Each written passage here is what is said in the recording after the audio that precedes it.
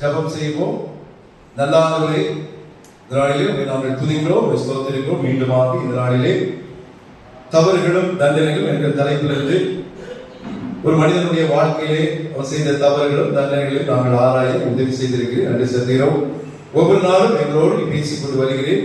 அந்த உணர்வின் ஆவியை எங்களுக்கு தொடர்ந்து நீ தர வேண்டுமா சொல்லிக்கிறோம். இந்த நாளிலும் உடைய வார்த்தை மூலமாக என்னோடு நீ பேசும், எங்களோடு நீ பேசும். இயேசு மூலம் கேட்கிறோம் அன்புள்ள பிதாவே, ஆமென். ஹல்லேலூயா. கர்த்தருக்கு மகிமை உண்டாவதாக. நம்முடைய வாழ்க்கையிலே சில நேரங்களில் நாம் என்ன செய்கிறோம் என்று தெரியாமலே நாம் செய்து கொண்டிருக்கிறோம். இந்த வேத ஆராய்ச்சியுடைய நோக்கம் நாம் இந்த நாட்களில் பரிசுத்தத்தின் மேல் பரிசுத்தம் அடைவதற்காகத்தான். ஏதோ காலையில் எழுந்திரிச்சு கொஞ்ச நேரம் சர்ச்சில் வந்து ஆண்டவர் நமக்கு நன்மைகளை செய்வார் உண்டு. ஆலயத்திலே நாம் நேரங்களை செலவிடும் போது அதில் எவ்வளவு ஆசீர்வாதங்கள் உண்டு. ஆனா அதை காட்டிலும் மேலானது இந்த கிருபை நாட்களிலே, இந்த லெந்து நாட்களிலே நாம் நம்மிடத்தில் இருக்கிற பாவங்கள் தவறுகள் இதெல்லாம் உணர்த்தப்படும் போது அவைகளை உணர்ந்து கொண்டு அவைகளிலிருந்து நாம் என்ன பண்ணோம், விடுதலை பெற வேண்டும். அதுதான் ஆண்டவருடைய நோக்கம், அதுதான் தேவனுடைய வார்த்தைகளின் நோக்கமாக இருக்கிறது. ஆனாலும் சில நேரங்களில் நாம் தெரிந்தும் நாம் தவறுகளை செய்து கொண்டே இருக்கிறோம். 3 பேர் ஆபீஸ்ல வேலை செய்யறாங்க. 3 பேர் தான் ஆபீஸ்ல இல்ல, நிறைய பேர் வேலை செய்யறாங்க. 3 பேர் குறிப்பாக அவர்கள் நண்பர்கள். அவர்கள் அந்த மதிய உணவு டைம்ல 3 பேர் ஒன்றாக தான் சாப்பிடுவாங்க. ஆனா அவங்களுடைய என்ன ஒரு பிரச்சனைனா, ரொம்ப நாளா 3 பேரும் லஞ்சை திறந்து வச்சாங்கன்னா ஒருத்தருடைய லஞ்சில எப்ப பார்த்தாலும் இட்லி தான் இருக்கும், ஒருத்தருடைய லஞ்சில தயிர் சாதம் தான் இருக்கும், ஒருத்தருடைய லஞ்சில சப்பாத்தி தான் இருக்கும். இவங்களும் ஒவ்வொரு முறையும் அந்த லஞ்சை திறந்து பார்க்கும் போதுதான் அதே உணவு தான் வந்துட்டே இருக்கும். இவங்களுக்கு மனசு ரொம்ப கஷ்டமாயிடுச்சு. ஒரு நாள் இவங்க தீர்மானம் பண்றாங்க, 10 நாள் பார்ப்போம், இந்த நமக்கு வர்ற லஞ்ச் மாறலன்னா நம்ம மேல இருந்து குதிச்சு செத்து போயிடலாம் அப்படின்னு இவங்க 3 பேரும் பிளான் பண்றாங்க. சரி சொல்லி 3 பேர் ஒத்துக்கிட்டாங்க. ஒரு நாள் ஆச்சு, திறந்து பார்க்கறாங்க, சரி. 2 நாள், 3 நாள், 4 நாள், 9 நாள் திறந்து பார்க்கறாங்க, அதே கை சாதம். போய் சொல்லிருப்பாங்க, ஆனா நடக்கல. கடைசி 10ஆவது நாள் கொஞ்சம் பயத்தோடு, ஏன்னா இதோடு ஒரு இடம் அப்படியே மாறலன்னா என்ன நடக்கும், அவ்வளவுதான். நம்ம மேல இருந்து நம்ம ஏற்கனவே நம்ம கொடுத்தா பண்ணிட்டோம், தீர்மானம் பண்ணிட்டோம், செஞ்சிடணும். என்ன பண்ணாங்க, மெதுவா திறக்கிறாங்க. நடந்தது என்ன தெரியுமா, அதே இட்லி, அதே தயிர் சாதம், அதே சப்பாத்தி. இவங்க 3 பேர் மானஸ்தர். மேல ஆபீஸ்ல மாடி மேல தவால் மேல 3 பேர் குடிச்சாங்க. நடந்தது என்ன, 3 பேரும் ஆஸ்பத்திரியில படுத்துட்டு இருக்காங்க. இவங்களுடைய 3 மனைவி வராங்க. வந்து அந்த இட்லி மனைவி இருக்காங்க, அது பேர் இட்லி மனைவியா வச்சுக்கோமே. அவங்க சொல்றாங்க, நான் புருஷனை பார்த்து, ஐயோ இப்படிலாம் நடக்க தெரிஞ்சா இட்லி எனக்கு தோசையா ஊத்தி உனக்கு கொடுத்துருப்பேனே அப்படின்னு சொல்லி அந்த அம்மா சொல்லுச்சு. 2வது தயிர் சாத மனைவி, அவ சொல்லுது, ஐயோ உனக்கு இப்படி ஒரு பிரச்சனை வரும், நீ மேல இருந்து குதிப்பேன்னு தெரிஞ்சிருந்தனா நான் சாம்பார் சாதமா மாத்தி உனக்கு அனுப்பிச்சிருப்பேனே சொல்லுச்சு. 3வது சப்பாத்தியுடைய மனைவி, அது என்ன பண்ணுது, பார்த்துக்கிட்டே இருக்கிறாங்க, ஒன்னும் பேச மாட்டாங்க.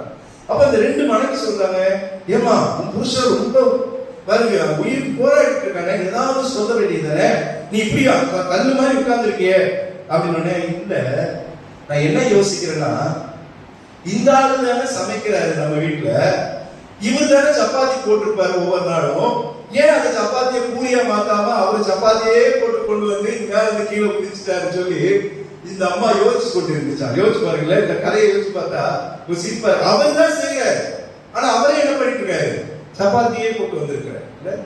ஒரு மாற்றம், அவங்கதான் மாற்ற வேண்டும் நினைக்கிறாங்க, ஆனா மாற்றம் அவர் கையில தான் இருக்குது, ஆனா மாறும். இன்னைக்கு நம்முடைய நாட்டில் இதை படிக்கும்போது சிரிப்பா தான் இருக்குது. நம்ம நிறைய காரியங்களை மாற்றணும்னு நினைக்கிறோம், ஆனா என்ன பண்ண முடியல, மாற்ற முடியும். ஆனா கர்த்தருடைய வார்த்தைகள் நாம் நினைக்கிறத கண்டிப்பாக நிறைவேற்றியே தீரும். அதை நீங்க மறந்து விடக்கூடாது. இந்த வருஷத்துல ஆண்டவர் ஒரு நல்ல ஒரு தலைப்பை நமக்கு கொடுத்திருக்கிறார், தவறுகள். ஏன்னா நம்ம நிறைய நேரம் சில காரியங்களை நம்ம தெரியாமலே இருக்கிறோம். ஆனா இன்றைக்கு ஆண்டவர் தொடர்ந்து நம்மளோடு பேசி கொண்டு வருகிறார். ஆதி மனிதர்கள் செய்த அந்த தவறு, ஆதாமிய வாழ்க்கை தவறு, காயினுடைய தவறு, லோத்தினுடைய தவறு, யாக்கோபுடைய தவறு, மோசேயுடைய தவறு, பிலேயாமுடைய தவறு, நேற்றைய தினத்திலே ஆகானுடைய தவறு, ஆகான் செய்த தவறு என்று சொல்லி நாம் பார்த்தோம்.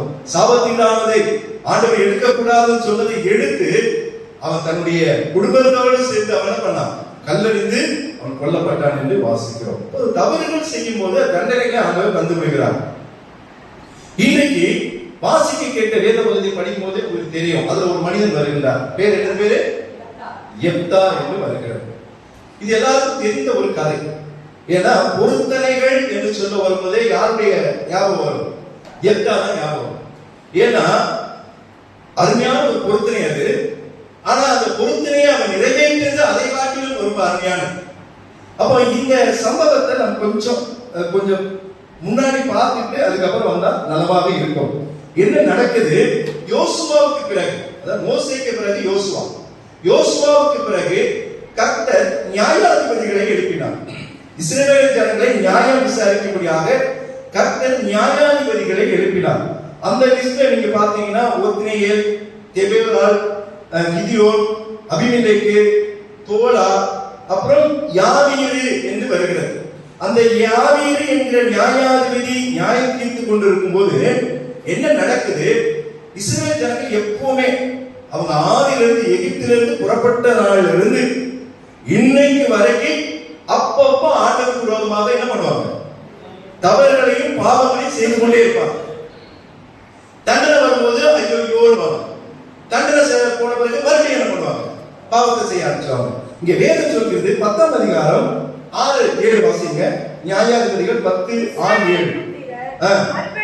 மறுபடியும் கர்த்தரின் பார்வைக்கு பொல்லாப்பு செய்து கர்த்தரை சேவியாமல் அவரை விட்டு போய் பாகால்களையும் அஸ்தரோத்தையும் சீரியாவின் தேவர்களையும் சீதோனின் தேவர்களையும் மோவாபின் தேவர்களையும் அம்மோனியரின் தேவர்களையும் எது ஆண்டவருக்கு பிடிக்காதோ அதெல்லாம் என்ன பண்றாங்க? செய்யறாங்க. ஒரு தேவர்கள் இல்லைங்க, ஊர்ல வரல அவன் இன்னைக்கு அப்படித்தானே இல்ல, எல்லாத்தையும் கும்பிட்டு ஏதாவது கொண்டு வந்து நமக்கு உதவி செய்யாதா? இன்னைக்கு அப்படி மக்கள் இருக்கிறாங்க, ஆண்டவரை ஏற்றுக்கொண்டு இருக்கிறாங்க. ஆனாலும் இங்கேயும் ஒரு கும்பிடு அங்கேயும் ஒரு கும்பிடு. இன்னைக்கு அது நடக்குது. ஆனா இஸ்ரவேல் ஜனங்கள் பாருங்க, இவ்வளவு அற்புதமாக கானான் தேசத்துல கொண்டு வந்து கூட என்ன பண்றாங்க? இங்க எல்லா தேவர்களையும் சேவித்தார்கள். அப்பொழுது கர்த்தர் இஸ்ரவேல் மேல் கோபம் உண்டு, அவர்களை பெலிஸ்தர் கையிலும் இஸ்ரவேல் ஜனங்களை ஆண்டவர் விட்டுட்டாங்க. எப்படிப்பட்ட வார்த்தை பாருங்க. இல்ல விற்கிறதுக்கா விற்று போட்டாருன்னா காசை வாங்கி விற்கல, அவரு கைவிட்டு விட்டார். அவ்வளவுதான். விட்டு விட்டாருன்னா உனக்கும் எனக்கு இனி சம்பந்தம் இல்லை, அவ்வளவுதான். அதுக்காகவா 430 வருஷம் எகிப்தில் அடிமையா இருந்தவங்க ஆண்டவர் அழகா அழைத்து வந்து பாலத்தேன் ஓடுகிற கானான் தேசத்துல கொண்டு போனா இங்க என்ன நடக்குது? இவர்கள் நியாயாதிபதிகளுடைய வார்த்தைகள், அதற்காக தான் நியாயாதிபதிகளை ஆண்டவர் வைத்தார். நியாயமாய் விசாரித்து அவர்களை வழி நடத்துகிற கர்த்தர் சொல்லி வழி நடத்துவார்கள் நியாயாதிபதிகள். அப்படிதான் வேணும், நீங்க வீட்டுல போய் படிச்சு பாருங்க. அப்படிதான் நியாயாதிபதி. நியாயாதிபதி வாசிக்க வேணாம். நியாயாதிபதிகள் 2:16 2:18 வாசிக்கிறோம். கர்த்தர் நியாயாதிபதிகளை எழுப்பினார். கர்த்தர் தன்னுடைய ஞானத்தை அவர்களுக்கு கொடுத்து இஸ்ரவேல் ஜனங்களை அவர்கள் வழி நடத்தினார்கள் என்று வாசிக்கிறோம். ஆனா இந்த யாவீர் என்ற நியாயாதிபதிக்கு பிறகு இந்த ஜனங்கள் ரொம்ப மோசமா போயிட்டாங்க. அப்போ ஆண்டவர் இவங்களை என்ன பண்ணார்? விற்று போட்டார் என்று வாசிக்கிறோம். அப்போ 10ஆம் அதிகாரம் 9ஆம் வசனத்துல வேதம் இப்படியாக சொல்கிறது, இஸ்ரவேல் மிகவும் நெருக்கப்பட்டார்கள். பயங்கர நெருப்பு. ஆண்டவர் விற்று போட்டார்னா இவங்க சந்தோஷமா இருக்க முடியுமாங்க? ஆண்டவர் உங்களுக்கு இடைவெளி ஆயிடுச்சுன்னா அவ்வளவுதான், முடிஞ்சு போச்சு. கர்த்தர் உங்களோடு இருக்கிற வரைக்கும் தான் உங்களுக்கு மகிழ்ச்சி. கர்த்தர் உங்களோடு இல்லைன்னா நமக்கு மகிழ்ச்சி கிடையாது. இங்க பலவிதமான நெருக்கங்களை இங்கே ஆண்டவர் இஸ்ரவேல் ஜனங்களுக்கு அனுமதிக்கிறதை பார்க்கிறோம். ஆனா இவங்க எப்பவும் போல மறுபடியும் என்ன நடக்குது? மறுபடியும் கர்த்தரை நோக்கி முறையிட்டு உமக்கு விரோதமாக பாவம் செய்தோம். 11ஆம் வசனத்துல நாங்கள் எங்கள் தேவனை விட்டு பாகால்களை சேவித்தோம் என்றார்கள். அப்போ வேதம் சொல்கிறது கர்த்தர் அவர்களுக்கு மனதுருகினார் என்று வாசிக்கிறோம். ஆண்டவர் இப்போ நம்மளோட தப்பு மேல தப்பு செய்யறோம், ஆண்டவர்கிட்ட கேட்கிறோம், ஆண்டவர் மன்னிக்காம விட்டுறாரா? மன்னிச்சிடுறாரு. அதுதான் நமக்கு ரொம்ப ஜாலியா சந்தோஷமா போயிடுச்சு. என்ன தப்பு செஞ்சாலும் கவலை கிடையாது. ஆண்டவர்கிட்ட போய் ஆண்டவரே இந்த பாவத்தை செஞ்சுட்டேன், இந்த தவறை செஞ்சுட்டேன், மன்னிச்சிடுறா, ஆண்டவர் மன்னிச்சிடுவார். நம்ம பிள்ளைங்க இருக்கிறாங்க, ஒரு வாட்டி செய்வீங்க, தவறு செய்யறாங்க, கண்டுபிடிச்சிட்டீங்க, சொல்றீங்க, கேட்டு அது திருந்தினா உங்களுக்கு சந்தோஷம். மறுபடியும் மறுபடியும் அதை செஞ்சுக்கிட்டே இருந்தா நீங்க என்ன பண்ணுவீங்க? அடிப்பீங்களா அடிக்க மாட்டீங்களா? கண்டிப்பா அடிப்போம் இல்ல. ஆனா அடித்தாலும் கூட மறுபடியும் என்ன பண்ணுவோம்? அதை அப்படியே அணைத்துக் கொள்ளும். ஏன்னா ஏன் இல்ல தப்பு செஞ்சாலும் பரவாயில்ல, அடிச்சுட்டோம் பாவம் அப்படின்னு சொல்லி என்ன பண்ணுவோம்? இந்த இஸ்ரவேல் ஜனங்களை தன்னுடைய பிள்ளைகளாக ஆண்டவர் கருதினார். அதனால என்ன நடக்குதுங்க? அவர் வேதம் சொல்கிறது 16 வசனத்தை வாசிங்க. 10-16 விலக்கிவிட்டு கர்த்தருக்கு ஆராதனை செய்தார்கள். இப்போ எப்படி எல்லா தேவர்களையும் இஸ்ரவேல் ஜனங்கள் வணங்கி கொண்டிருந்தாங்க. ஆண்டவர் அவரை கைவிட்டு விட்டார். உடனே ஆண்டவர்கிட்ட முறையிட்டாங்க. இப்ப என்ன நடக்குது? ஆண்டவர் மனதுருகினார். அந்த வார்த்தை வாசிங்க. அப்பொழுது அவர்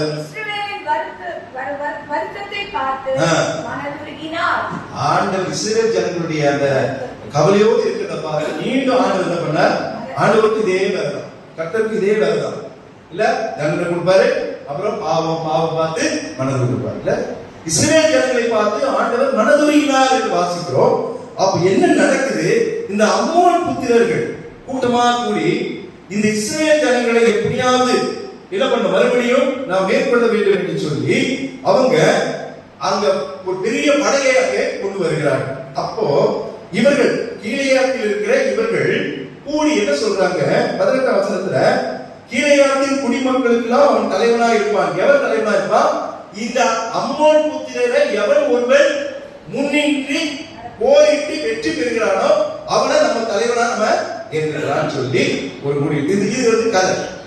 அப்போ இதை யார் செய்வது என்பது சொல்லுவதுதான் இங்க நம்ம ஹீரோ யாரு? எப்தா என்கிற மனிதன் வருகின்றார். என்ன போட்டிருக்கிறது? ஏன் எப்தாவை தெரிந்து கொள்கிறார்கள்? வேதம் என்ன சொல்கிறது? பலத்த சாதாரண பராக்கிரமசாலி இல்லைங்க, பலத்த பராக்கிரமசாலி. ஆனா என்ன தெரியுமா? இது கீலேயானுக்கு பிறந்த மனிதர். கீலேயாத்தில் உள்ள கீலேயான் என்கிற ஒரு மனிதனுக்கு பிறந்தவன். ஆனா அந்நிய ஸ்திரீக்கு பிறந்தவன், தவறான வழியிலே பிறந்தவன். அதனால என்ன நடந்தது?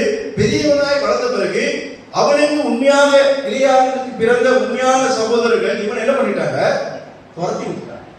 நீ எங்க சொத்துல எல்லாம் நீங்க என்ன பண்ண முடியாது, பங்கு வர முடியாது, நீ கிளம்பு சொல்லி அவனை அனுப்பிச்சுட்டாங்க. இப்போ அவனை நினைக்கிறான், ஐயோ அவன் இருந்திருந்தா அவனை அனுப்பிச்சிருக்கலாம். ஏன்னா அவன் எப்படி மிகுந்த பராக்கிரமசாலி என்று அவனுக்கு தெரியும். அப்போ என்ன நடக்குது? இந்த அம்மோன் புத்திரர்கள் போருக்கு வந்த போது அவன் இவர்கள் அவனை அழைத்து வருகிறதை பார்க்கிறோம்.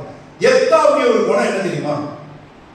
எல்லாத்துக்குமே நீங்க இதை செஞ்சீங்கன்னா அந்த குணம் வந்து எப்தா. நீங்க பாருங்க, வாசிக்க கேட்ட 11:9 வாசிங்க. அதற்கு எப்தா அம்மோன் புத்திரரோட யுத்தம் பண்ண நீங்கள் என்ன திரும்ப அழைத்து போன பின்பு கர்த்தர் அவர்களை என் முன்னிலையாய் ஒப்புக் கொடுத்தால் என்னை உங்களுக்கு தலைவனாய் வைப்பீர்களா என்று கீலேயாத்தின் மூப்பரை கேட்டான். அவங்க என்ன சொல்லிட்டாங்க? அதுதான் அவங்க போய் பேசுறாங்க, உன்னை தலைவனாய் ஏத்துக்கிறான். ஆனாலும் அவனுக்கு சந்தேகம். மறுபடியும் அதை கரெக்டா கேட்டுக்கிறான், மாறக்கூடாது, நான் போறேன், வெற்றியை ஒருவேளை கொடுத்துட்டாங்கன்னா நான் என்ன பண்ணணும்? தலைவனா ஏற்றுக்கொண்டு என்ன துரத்துனீங்கல்ல, ஆமா, அதுக்கப்புறம் ஜெயிச்ச பிறகு வந்துட்டு என்ன பண்ணக்கூடாது, என்ன நான் மறுபடியும் என்ன துரத்தி விட்டுறக்கூடாது, நான் தலைவனா இருப்பேன். சேராது. ஆண்டவர் அவனை அந்த இடத்துல அப்படிதான் வைக்கிறார். அப்ப என்ன நடக்குது? இவங்க வெற்றிக்காக இவங்க போராட போறாங்க. ஆனா போறதுக்கு முன்னாடி இந்த எப்தா என்ன பண்றாரு தெரியுமா? அம்மோன் ராஜா கிட்ட ஒரு கடிதம் அனுப்புகிறார். நடந்ததெல்லாம் சொல்றாரு. பாருங்க, நாங்க சாதாரண ஆட்கள் இல்ல. மோசே வந்து இப்படி ஒவ்வொரு நாடையும் கடந்து வரும்போது யுத்தம் பண்ணி வெற்றி நாங்க என்ன பண்ணோம்? இந்த தேசத்துக்கு நாங்க வந்திருக்கிறோம்.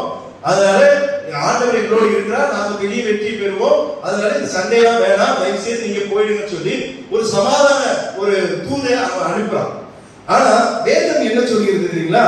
இந்த சமாதானத்தை அவங்க என்ன பண்ணாங்க? அம்மோன் புத்திரர்கள் விரும்பவில்லை என்று வாசிக்கிறோம். என்ன நடக்குது? 28 வசனத்தை வாசிங்க. 11:28. ஆனாலும் அம்மோன் புத்திரரின் ராஜா தனக்கு எப்தா சொல்லி அனுப்பின வார்த்தைகளுக்கு அப்போ என்ன கன்ஃபார்ம்? ஆங்க போர் கன்ஃபார்ம் இல்ல, அதெல்லாம் முடியாது, நாங்க உங்களோட சண்டை போடுவோம். யார் சொல்லிட்டா? அம்மோன் ராஜா சொல்லிட்டார். அப்போ இந்த எப்தாக்கு தன்னுடைய அந்த குணம் வருகிறது. என்னது? பொருத்தனை குணம். என்ன பண்றான்? ஒரு பொருத்தனை எடுக்கிறான். என்ன நடந்தது தெரியுங்களா? 30ஆம் வசனத்தை வாசிங்க. அப்பொழுது எப்தா கர்த்தருக்கு பொருத்தனை தவறா பாவமா? பொருத்தனை அவசியமா? கண்டிப்பா பண்ணணுங்க. பொருத்தனை பண்ணுவது நல்லது. பொருத்தனை பண்ணுவது நல்லது. இவன் நல்லதுதான் பண்ணான். ஆனா பொருத்தனை நல்லது. ஆனா என்ன பொருத்தனை செய்கிறோம் என்பதுதான் இவன் என்ன செய்யறான் பாருங்க, படிங்க. தேவரே அம்மோன் புத்திரரே என் கையை ஒப்பு கொடுக்கவே ஒப்பு கொடுத்தாய். நான் திரும்பி வரும்போது என் வீட்டு வாசற்படியில் இருந்து எனக்கு எதிர்கொண்டு வருவது எதுவோ. நல்ல அந்த இடத்துல நிறுத்துங்க. யாரோ என்று சொல்லல. என்ன சொல்றான்? எதை நம்ம எதுவும் சொல்லுவோம்? எதுவும் சொல்லுவோம். ஒரு ஆடு, ஒரு மாடுகள், இல்ல ஐந்தறிவு ஜீவன்ல எதுவோ சொல்லுவோம். அப்ப இவனுடைய பொருத்தனுடைய அந்த நோக்கம் சரிதான். என்ன நினைக்கிறான்?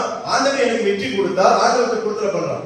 ஆண்டவர் வெற்றி கொடுத்தா நான் என்ன பண்ணுவேன்? எங்க வீட்டுக்குள்ள இருந்து வரக்கூடிய எதுவோ, யாரோ இல்லை, எதுவோ அது கர்த்தருக்குரியதாகும். அதை சர்வாங்க தகனப்படியாக செலுத்துவேன். இந்த பொருத்தனையில ஒரு பெரிய தப்பு இருக்கிற மாதிரி தெரியுது. நடந்தது என்ன? பெரிய வெற்றியை ஆண்டவர் கொடுக்கிறார். யாருக்கு? எப்தாக்கு பெரிய வெற்றியை கொடுக்கிறார். அவன் என்ன பண்றான்? எல்லாத்தையும் சண்டையை முடிச்சுக்கிட்டு அங்க 33ஆம் வசனத்துல திராட்சை தோட்ட நிலங்கள் வரைக்கும் மகா சங்காரமாக முறியடித்து 20 பட்டணங்களை பிடித்தான். இப்படி அம்மோன் புத்திரர் இஸ்ரவேல் புத்திரருக்கு முன்பாக தாழ்த்தப்பட்டார்கள். எப்தா மிஸ்ராவில் இருக்கிற தன் வீட்டுக்கு வருகிற போது இதோ நடந்து. இப்பதான் அந்த பிரச்சனை வருது. என்ன நடக்குது? யாரு? இந்த அவருடைய ஒரே மகள், அப்படிதான் போட்டுருக்கு. இன்னொரு பையன்லாம் கிடையாது, இன்னொரு மகளும் கிடையாதுங்க. எப்தாக்கு இவனுக்கு இவருடைய பொறுத்தல தெரியாது, என்ன பண்ணிருக்கான்னு தெரியாது. இவ சந்தோஷத்துல என்ன பண்ணா, அவன் நடனம் செய்து அவனுக்கு எதிர்கொண்டு வந்தால் அவன் அவனுக்கு ஒரே பிள்ளையானவள். அவளை அல்லாமல் அவனுக்கு குமாரனும் குமாரத்தையும். இத பார்த்த உடனே இவனுக்கு அந்த பொருத்தனை ஞாபகம். ஐயோ, எங்க வீட்டுக்குள்ள எது வருதோ அதுதானே சொன்னேன். யார் வந்துட்டா? என் சின்ன பிள்ளை வந்துருச்சு. நான் நடத்த சொல்லிட்டேன். அதுக்கப்புறம் தவறு பத்தி நான் பேசுகிறேன்.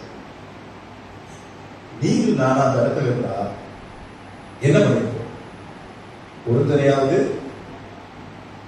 ஐயோ ஆயிரமோ ஆடு மாடு வந்துட்டு ஆண்டவரே என்ன மன்னிச்சிருங்க ஆண்டவரே, என் மகளை நான் என்ன பண்ண முடியாது, கொடுக்க முடியாது. எப்படி கொடுக்க முடியும்? என்னுடைய ஒரே மகள், என்னுடைய ரத்தம், என்னுடைய வாரிசு. ஏதோ நான் தெரியாம பொருத்தனை பண்ணிட்டேன். அவ தட்டி கழிச்சிருக்கலாம், செய்யலாம்ல. ஏன்னா என் மகளை எப்படி கொடுக்க முடியும்? அவன் என்ன நடக்குது? அவன் அழுகுறான். அவளை கண்ட உடனே தன் வஸ்திரங்களை கிழித்துக் கொண்டு, ஐயோ என் மகளே, என்னை மிகவும் மனமுடியவும் கலங்கவும் பண்ணுகிறாய். நான் கர்த்தரை நோக்கி என் வாயை திறந்து சொல்லிவிட்டேன், அதை நான் மாற்றக்கூடாது. எவ்வளவு ஒரு உறுதியோடு இருக்கிறான். இந்த எப்தாவை நான் நினைக்கும் போது ரொம்ப ஆச்சரியமா இருந்தது. நான் ஆண்டவரிடத்திலே பண்ண பொருத்தனையை ஒருபோதும் நான் மீறக்கூடாது என்று சொல்லி அதில் அவன் உறுதியாக இருந்தான். தன்னுடைய ஒரே மகள் வந்தா கூட அவளை சொன்னபடியே ஆண்டவருக்கு தகுந்தபடியாக கொடுக்க அவன் ஒப்பு கொடுக்கின்றான். அப்ப அவனுடைய இருதயம் எவ்வளவு கலங்கி இருக்கும் யோசிச்சு பாருங்கள. ஆனாலும் ஆண்டவருக்கு பொருத்தனை பண்ணினதை நாம் என்ன பண்ணணும்? நிறைவேற்ற வேண்டும். வேற அப்படிதான் சொல்லி ஒரு சில வசனங்களை வாசிப்போம். பிரசங்கி 5:4 வாசிங்க. பிரசங்கி 5:4. பிரசங்கி 5:4. நீ தேவனுக்கு ஒரு பொருத்தனை பண்ணிக்கொண்டால் அதை செலுத்த தாமதியாதே. நீங்க பொருத்தனை பண்ணிக்கொண்டால் நீங்க என்ன பண்ணக்கூடாது? அதை தாமதிக்க கூடாது. நீங்க எப்ப எதை செய்கிறேன் ஒரு பொருத்தனை ஆண்டவருக்கு நீங்க பண்றீங்களோ அதை என்ன பண்ணக்கூடாது? எந்த நிலையிலும் மாற்றம். அதுதான் என்ன பண்றான் இந்த எப்தா செய்யணும். என்ன பொருத்தனைன்றது நடந்துருச்சு, அவன் அந்த பொருத்தனை பண்ணிட்டான். இப்போ அதை அதை பண்ண அதை செலுத்தாமல் தாமதிக்க கூடாதுன்னு சொல்லி அவன் என்ன பண்ணிட்டான், அதுக்கு ஒப்பு கொடுக்கிறான். இன்னொரு வசனத்தை அதே நீதிமொழிகள் 20:5 வாசிங்க, 20:25 வாசிங்க. நீதிமொழிகள் 20:25 பரிசுத்தமானதை விழுங்குகிறதும் பொருத்தனை செய்த பின்பு யோசிக்கிறதும் மனுஷனுக்கு அநியாயம். நீங்க பொருத்தனை செய்வதற்கு முன்பாக யோசிக்கணும், செய்த பிறகு என்ன பண்ணக்கூடாது, யோசிக்காது. ஐயோ நான் பொருத்தனை பண்ணிட்டேன்னு யோசிக்க கூடாது. பொருத்தனை பண்ணுவது தவறல்ல, பண்ணின பிறகு நம்ம என்ன பண்ணக்கூடாது, அதை மாற்றக்கூடாது. அது மாத்திரமல்ல, நீங்க யோசிச்சு பாருங்க, அண்ணால் ஒரு பொருத்தனை பண்ணிடுறாங்க. பொருத்தனையினுடைய அளவு போட்டு. இப்ப நான் ஒரு பொருத்தனை பண்றேன், ஆண்டவரே எனக்கு நீங்க இதை செஞ்சீங்கன்னா என் கையை வெட்டி உனக்கு கொடுத்துறேன்னு ஆண்டவர்கிட்ட நம்ம சொல்லுவோமா, சொல்லலாமா? சொல்ல முடியாது, சொல்லக்கூடாது. இல்ல இன்னைக்கு அதனாலதான் இன்னைக்கு பொருத்தனை என்ன கொடுக்க போவாங்க தெரியுமா, தலைமுடியை கொடுக்க போவாங்க. ஏன் தலையை கொடுக்குறேன்னு போக வேண்டியதுதான் எல்லாரும். முடிய கொடுக்க, ஏன்னா முடி என்ன பண்ணிடும், வளர்ந்துடும், முடி வளர்ந்துடும், அதனால கொடுத்துருவாங்க. இல்ல பொருத்தனைகளுடைய அளவு இருக்குது. ஆனா இந்த எப்தாவுடைய பெரிய தவறு என்ன தெரியுங்களா, அங்க என்ன பொருத்தனை பண்ணுகிறோம் என்பதை அறியாதபடி அவன் தவறான பொருத்தனையை அவன் செய்கிறான். என்ன அவன் என்ன செய்திருக்கணும், இல்லைன்னா பர்டிகுலரா ஒரு இதை சொல்லியிருக்கணும். ஏதாவது ஒரு ஆடு, எந்த ஆடு முதல்ல வருகிறதோ, இல்ல எந்த மாடு முதல்ல வருகிறதோ, இல்லை அப்படி அவன் வீட்டில் இருக்கிற பொருள் தெரியும், அப்படிதான் அவன் பொருத்தனை பண்ணியிருக்கணும். ஆனா எப்பவுமே நீங்க ஒரு பொருத்தனையை பண்ணும்போது ரொம்ப யோசிக்கணும். அந்த பொருத்தனையை பண்ணின பிறகு அதை யோசிக்க கூடாது. பொருத்தனை பண்ணுவதற்கு முன்பதாக நீங்க யோசிக்கிறோம், ஆனா பொருத்தனை பண்ணிவிட்டால் அதற்கு பிறகு நீங்க யோசிக்க கூடாது. அந்நாள் குழந்தை இல்லாமல் ஆலயத்தில் ஜெபித்து ஜெபித்து ஜெபித்து அதற்கு பிறகு ஒரு பொருத்தனை பண்ணுகிறார். என்ன பண்ணுகிறார், ஆண்டவரே எனக்கு ஒரு மகனை கொடுத்தா நான் என்ன பண்ணுவேன், அது எனக்காக வைத்துக் கொள்ள மாட்டேன். ஆண்டவரத்தில் அவன் ஜெபித்தினுடைய நோக்கமே தனக்கு ஒரு மகன் பிறகு அவன் தன்னோடு இருக்க வேண்டும் என்பதற்காக தான். ஆனா அவன் என்ன சொல்லிட்டான், அந்த குழந்தையை நான் என்ன பண்ணுவேன், உமக்கே கொடுத்து விடுவேன், பலியான ஊழியம் செய்யும்படியாக கொடுத்து விடுவேன். அல்லேலூயா. இப்போ அண்ணால் அப்படி ஒரு பொருத்தனை பண்ணிதான் வச்சுங்க, நீங்க கொடுத்தீங்கன்னா அதை நான் உங்களுக்கு பலியா கொடுத்துறேன், அதுக்காக இவ்வளவு நேரம் ஜெபம் பண்றாங்க கிடையாது. அப்ப நம்முடைய பொருத்தனைகள் எப்தாக்கு அந்த குணம் உண்டு. நீங்க தலைவனா ஆக்குறது உறுதியா இருக்கா, நான் பெரிய வெற்றியை பெற்று வருவேன், அப்படிதான் அவன் பண்ணான். அப்ப ஆண்டவரே எனக்கு நீ வெற்றியை கொடுத்தா இவனுடைய பொருத்தனை தவறான அந்த தெரிவு கொண்டு, ஏன்னா எதுவோ சொன்னது கரெக்ட் தான், ஆனா பர்டிகுலரா அந்த பேரை சொல்லியிருக்கணும், ஏதாவது ஒன்று சொல்லியிருக்கணும். இவன் எதிர்பார்க்கல தன்னுடைய மகளே முதலாக வருவாங்க, ஆனால் உறுதி அவனிடத்துல இருந்தது. அந்த தவறான பொருத்தனையாக இருந்தாலும் கூட அவங்க அந்த உறுதி இருந்தது, அதை நான் நிறைவேற்றியே தீர்வேன். எனக்கு இதை படிக்கும் போது, இதை தியானம் செய்யும் போது எனக்கு திடீர்னு ஒரு யோசனை வந்தது. சரிங்க, எப்தா ரொம்ப நல்லவன், ஆண்டவர்கிட்ட கேட்டா எல்லாமே செய்யலாம், அந்த பொருத்தனையும் உறுதியா இருக்கிறான். என்ன நடந்திருக்கணும், அந்த நடந்த அவன் 2 மாசம் டைம் கேட்குது. அந்த பொண்ணு பாருங்க, இப்படிலாம் ஒரு பொண்ணு இருக்குமாங்க ஒரு மனுஷனுக்கு. நீ என்னப்பா நீ பாட்டுக்கு என்ன பலி கொடுக்குறன்னு சொல்லிட்டு தீர்மானம் பொருத்தனை பண்ணிட்டு வந்துட்ட, அதெல்லாம் நான் முடியாது, வேண்டாம், எனக்கு பதில் நீ என்ன பண்ணு, செத்து போ. அப்படிதான் நம்ம பிள்ளைக்கு சொல்லும், கண்டிப்பா சொல்லும். என்ன சாதிக்கிறதுக்கு நீ யாரு நம்ம பிள்ளைக்கு சொல்லுமா சொல்லாதா, கண்டிப்பா சொல்லும். ஆனா இப்ப என்ன சொல்ல தெரியுமா, டாடி எனக்கு 2 மாசம் டைம், என் ஃப்ரெண்ட்ஸுகளோட போயிட்டு நான் சந்தோஷமா இருந்துட்டு வீட்டை போய் படிச்சு பாருங்க, சந்தோஷமா இருந்துட்டு அதுக்கப்புறம் நீங்க என்ன பொருத்தனை செஞ்சீங்களோ அதை நிறைவேற்று. எப்படி தன்னை ஒப்பு கொடுக்குற பாருங்கல்ல, நல்ல அப்பா நல்ல மகன், நல்ல பொருத்தனை தான். ஆனா அந்த செய்த சொன்ன வார்த்தைகள் அது தவறாக போகும். பொருத்தனைகளை பண்ணும்போது நீங்க 1க்கு 10 முறை இல்லை 100 முறை யோசிங்க, இது சரியா சரியா யோசிங்க. ஆனா யோசித்து செய்த பிறகு அதை என்ன பண்ணக்கூடாது, மாற்றக்கூடாது. நீங்க செஞ்சிருக்கோம் ஆண்டவர், இல்லைன்னா பெரிய தங்க ஆண்டவர் மன்னிக்கவே மாட்டோம். நீ என்ன நடக்குது அந்த 2 நான் என்ன யோசிக்கிறேன், செய்து முடித்தான் என்று வாசிக்கிறோம். கடைசி வசனத்தை வாசிங்க, 11ல நான் கடைசி வசனம் இல்ல 39 வாசிங்க. 2 மாதம் முடிந்த பின்பு தன் தகப்பனிடத்திற்கு திரும்பி வந்தாள். அப்பொழுது அப்பொழுது அவள் பண்ணியிருந்த தன் பொருத்தனையின்படி அவளுக்கு செய்தான். அப்ப அவளுக்கு செய்தான்னா என்ன பண்ணிட்டான்? அவ்வளவுதான், தகன பலி இட்டுட்டான். ஆமா, அவ புருஷனை தெரியாத எப்படி ஒரு இளம் வயதுல தன்னுடைய மகளை சொன்னபடியே என்ன பண்ணா? இப்போ எனக்கு ஒரு யோசனை வந்தது. என்னன்னா, ஆபிரகாமை ஆண்டவர் அழைத்து ஈசாக்கை பலி கொடு என்று சொன்னார். ஆண்டவரே சொன்னார், ஆபிரகாம் சொல்லல. ஆபிரகாம் என்ன ஆசீர்வதி ஆண்டவரே, ஆசீர்வதினா என் பிள்ளைய நான் உனக்கு என்ன பண்ணிடுறேன், நான் பலி கொடுத்துறேன் அப்படிலாம் சொல்லல. ஆண்டவர் ஈசாக்கு வளர்ந்து நிற்கும் போது நீ அவனை மலையில கொண்டு போய் எனக்காக பலியிடு சொல்ற, தகன பலியிடு கூட்டிட்டு போறான். கதை தெரியும் உங்களுக்கு. அழகா கட்டையெல்லாம் அடுக்கி அது மேல இவனையும் படுக்க வச்சு வெட்டி அதுக்கு பிறகுதான் எரிக்கிறது. கத்தி என்ன பண்றான்? ஓகுறான். ஓகும்போது ஆண்டவர் என்ன சொல்றாரு? நிறுத்து, பிள்ளையாண்ட மேல் கத்திய போடாது. ஆபிரகாமுக்கு ஆண்டவர் பலியிட தடை செய்தார். அவருடைய மனிதன். அப்ப அவரை ஒருவேளை இவளை படுக்க வைத்து கத்தி வச்சு வெட்டும் போது ஆண்டவர் என்ன பண்ணுவார்?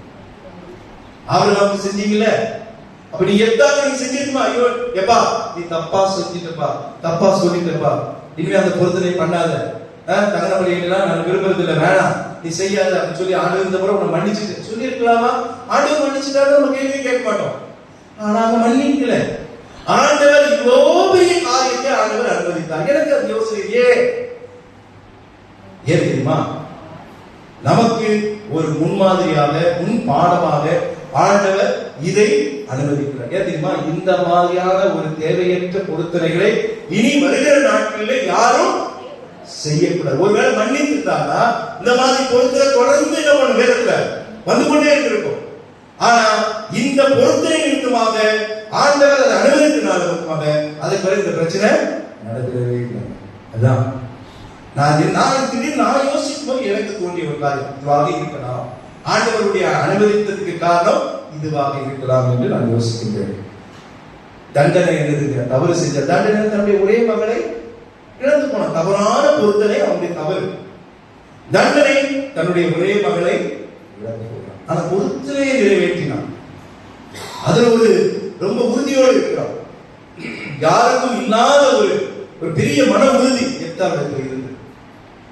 அவன் ஒருவேளை அதை தள்ளி போயிட்டு இருக்கலாம். இன்னும் ஒரு 2 வருஷம், இன்னும் ஒரு 4 வருஷம் சொல்லி இருக்கலாம். அவனோட எக்ஸ்கியூஸ் கேட்டிருக்கலாம். ஆனா கேட்கல. மகளுக்காக 2 மாதம் காத்திருந்தான். ஏன்னா அவனுக்கு தெரியும் பொருத்தனையை உடனே நிறைவேற்றணும். ஆனா மகளுடைய ஆசையை அவன் மறிக்க போகல. அவளை வெட்டி நான் தகன பலியிட போகிறேன். 2 மாசம் என் பொண்ணு கேட்கிறா. எவ்வளவு கண்ணீரோடு செஞ்சிருப்பாங்க யோசிச்சு பாருங்க. கடைசி வருஷத்துல இன்றைக்கு வரைக்கும் 4 வருஷத்தை வாசிங்க. இது நிமித்தம் இஸ்ரவேலின் குமாரத்திகள் வருஷம் தோறும் போய் 4 நாள் கிளையாத்தியான எத்தாவின் குமாரத்தை குறித்து இன்னைக்கு வரைக்கும் நடக்குது. எத்தாவுடைய மகளை குறித்து இந்த சம்பவத்தை குறித்து நமக்கு ஒரு முன்மாதிரியாக ஆண்டவர் வைத்திருக்க போய் அதற்காக தான் அனுமதிக்கிறார். என்னுடைய யோசனையில இதுதான். ஒருவேளை தடை செய்கிறதா மீண்டும் மீண்டும் மீண்டும் இந்த தவறுகளை என்ன பண்ணிப்பாங்க? எல்லா மனிதர்களும் செய்து கொண்டே இருப்பாங்க. அப்போ இங்க எத்தாவுடைய தவறு தவறான ஒரு பொருத்தனை, தண்டனை தன்னுடைய ஒரே மகளை அவர் இழந்து போவதை பார்க்கிறோம். ஆனா இந்த தவறான பொருத்தனையில வருகிறது. ஆண்டவர் உயிர் பலிகளை விரும்புவதில்லை. சில நேரங்களிலே நீங்க இஸ்ரவேல் ஜனங்களுக்கு முன்பதாக ஆண்டவர் பலி செலுத்தும்படியாக ஆண்டவர் சொல்லுவார். நாமளே என்ன பண்ணக்கூடாது? பலியில அதுவும் உயிர் பலிகளை ஆண்டவர் விரும்புவதில்லை. சில வசனங்கள் இருக்குது, நம்ம அதை படித்து பார்த்தா நலமாக இருக்கும். சில நேரங்களில் ஆண்டவர் கேட்கிறார். சில நேரத்தில் நீங்க பாத்தீங்கன்னா ஆபிரகாம் ஈசாக்கெல்லாம் ஆடு மாடுகளை கொண்டு போய் என்ன பண்ணுவோம்? ஆண்டவருக்காக பலியிட்டு அது ஒரு கூடாரம் போட்டு பலியிட்டு அதுக்கு பேரையும் வச்சு அந்த இடம் இந்த பேராக இன்றைக்கு விளங்குகிறது சொல்லுவாங்க. அது தவறு கிடையாது. ஆனா பொருத்தனைகளை நாம் செய்வது ரொம்ப ஜாக்கிரதையாக அதை செயல்படுத்தணும். என் ஆண்டவர் சொல்றது சங்கீதம் 50:13 ஒரு சில வசனங்களை வாசிச்சு நான் முடிக்கிறேன். சங்கீதம் 50:13 வாசிங்க. நான் எருதுகளின் மாம்சம் புசித்து ஆட்டு கிடாக்களின் ரத்தம் குடிப்பேனா? பாத்தீங்களா? ஆண்டவர் என்ன சொல்றாரு? நான் எருதுகளுடைய மாடுகளுடைய ஆடுகளுடைய ரத்தத்தை குடிப்பேனோ என்கிறார். அப்போ ஆண்டவர் இப்படிப்பட்டான வலியை ஏற்றுக்கொள்ளவில்லை, வெறுக்கிறார். அதுதான் இந்த சங்கீதம் 50:13 வாசிக்கிறோமே, அதனுடைய அர்த்தம் அதுதான். ஆண்டவர் விரும்புகிறது இல்ல, விரும்பாத ஒரு பொருத்தனையை எப்தா பண்ணினது தவறு. ஏசாயா 1:11 வாசிங்க. ஏசாயா 1:11. ஏசாயா 1:11. உங்கள் பலிகளில் எனக்கு என்னத்துக்கு என்று கர்த்தர் சொல்லுகிறார். ஆட்டுக்கடாக்களின் தகன பலிகளும் கொடுத்த மிருகங்களின் நிலமும் எனக்கு அரோஷிகமாய் இருக்கிறது, எனக்கு வெறுப்பா இருக்குது. நான் ஏற்றுக்கொள்ளவில்லை. ஆடு மாடுகளையே ஆண்டவர் வெறுக்கிறார். அந்த காலத்துல இப்ப பலியிட கிடையாது, பலியிடலாம் இப்ப நிறுத்தியாச்சு. ஆண்டவரே என்ன பண்ணார்? இயேசுவே நமக்கு பலியானார், அவ்வளவுதான். அந்த காலத்துல பாவம் செஞ்சுட்டு ஒரு பலியை செலுத்திட்டு வருவாங்க. அப்ப ஆண்டவர் அந்த பலியை பார்த்து என்ன பண்ணுவார்? மன்னித்து விடுவார். ஆனா இன்னைக்கு மொத்த பலியாக இயேசுவே சிலுவையிலே நமக்காக பலியாயிட்டார். இனி ரத்தத்தை சிந்த வேண்டிய அவசியம் அல்ல. ஏனென்றால் ரத்தம் சிந்துதல் இல்லாமல் பாவ மன்னிப்பு கிடையாது. அப்ப உங்களுடைய பாவங்கள் மன்னிக்கப்பட வேண்டும் என்றால் ரத்தம் சிந்தப்பட வேண்டும்.